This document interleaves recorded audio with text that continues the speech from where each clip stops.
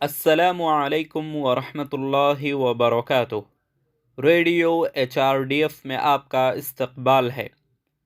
ریاست اتر پردیش کے ضلع ہاتھرس میں دلت لڑکی کے ساتھ ہونے والی اجتماعی عصمت دری کے بعد سرکار اس کی نعش کو اپنی حفاظت میں لے کر آگ کے حوالے کر دیتی ہے۔ اس واقعے کو تقریباً 9 ماہ گزر چکے ہیں۔ کیا صرف ان 9 مہینوں میں ہاتھرس کا ایک ہی خاندان سرکار کے ظلم کا شکار ہوا؟ ایسا نہیں ہے، بلکہ اور بھی بہت سے خاندان ہیں جو ظلم کی وجہ سے خون کے آنسو رو رہے ہیں اور ان کا کوئی ان کی سننے والا نہیں ہے۔ یوپی پولیس نے ہاتھرس کیس کے سلسلے میں کیمپس فرنٹ کے کارکنان عتیق الرحمن، مسعود عالم اور صحافی صدیق کپن کو ڈرامائی انداز میں گرفتار کیا تھا۔ یوگی کی یوپی پولیس نے کیمپس فرنٹ کے نیشنل سیکریٹری اور شہریت بل کے مظاہرے میں پیش رہنے والی ایک معروف شخصیت رؤف شریف کے خلاف جھوٹی کہانی گھڑ کر اسے گرفتار کر لیا تھا۔ جتنے بھی لوگ گرفتار کیے گئے ہیں وہ سب مسلمان ہیں اور ان کے خلاف جو مقدمات کیے گئے وہ UAPA خطرناک دھارائیں لگائی ہیں۔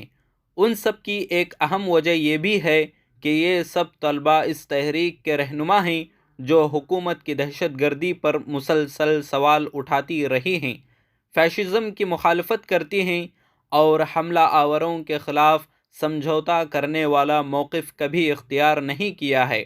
موجودہ ہندوستانی حالات میں پیدا ہونے والی تمام جدوجہد حقیقت میں طلباء نے شروع کی ہیں۔ اس کی ایک عمدہ مثال CAA اور NRC کے خلاف چلتا ہوا احتجاج ہے۔ اس کا آغاز ملک کی بڑی یونیورسٹیوں کے طلباء نے ہی کیا تھا۔ حکومت ان طلباء اور نوجوانوں پر UAPA جیسے کالے قوانین لگا کر جیل میں بھیجنے کی کوشش کر رہی ہے جو حکومت کی غلطیوں کو بے نقاب کرنے کی طاقت رکھتے ہیں۔ اگر کوئی شخص مسلمان ہو، دلت ہو، ناانصافی کے خلاف آواز اٹھانے والا ہو، ادیب یا کسان ہو تو وہ ملک مخالف اور انتہا پسند ہے۔ وہی ہے جو ملک میں فسادات پیدا کرنے کی کوشش کر رہے ہیں۔ اس کا پروپیگنڈا فاشسٹ حکومت اور ان کی کٹ پتلی میڈیا کے ذریعے کیا جا رہا ہے۔ اس کی ایک عمدہ مثال رؤف شریف، عتیق، مسعود عالم اور صدیق کپن ہیں۔ شہریت کو بچانے والی تحریکوں میں حصہ لینا، فیشزم کی مخالفت کرنا، متاثرین کی وکالت کرنا اور انصاف کے لیے کھڑے ہونا، یہ سب سنگین جرائم ہیں۔ ہمارے ملک میں ایسے لوگ ہیں جن کو اسی وجہ سے پراسرار طریقے سے قتل کیا جا رہا ہے۔ وہ لوگ جو فاشسٹوں کے خلاف مارے جاتے ہیں اور UAPA کے بہانے جیل میں قید کیے جا رہے ہیں۔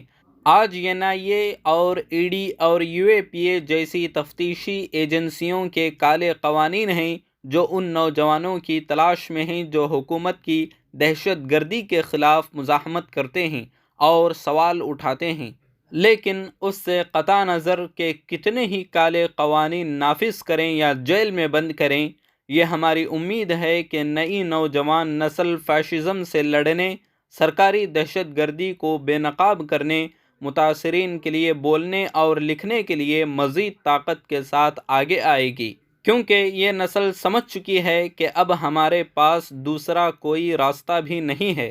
عزت سے جیے تو جی لیں گے ورنہ جام شہادت پی لیں گے۔